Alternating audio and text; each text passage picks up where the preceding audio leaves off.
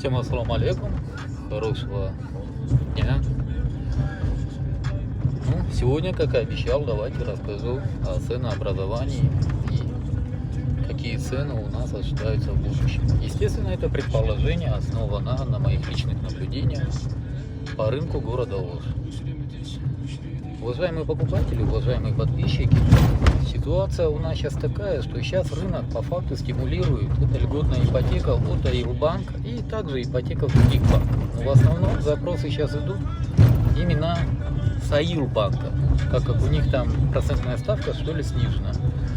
Исламский принцип финансирования, извините, тоже стимулирует рынок. Но есть самое главное на рынке, когда цены достигнут пика, именно пик, то тогда покупательская способность населения снизится на ноль.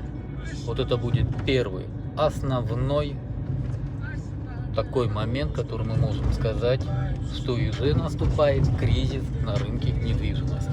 В данное время пика мы еще не достигли, но осталось совсем немного в связи с этим неоправданным ростом цен. Поэтому, уважаемые покупатели, уважаемые подписчики, я не рекомендую вкладывать сейчас деньги в крупные объекты квартир. То есть квартиры от 100 и выше $1000. Почему? Ну, это вы сами увидите, когда у нас рынок не сколько охладится, а сколько начнет уже проседать. Всем доброго и хорошего дня. Такие небольшие наблюдения от риэлтора Дауда. С утра пораньше на день грядущий.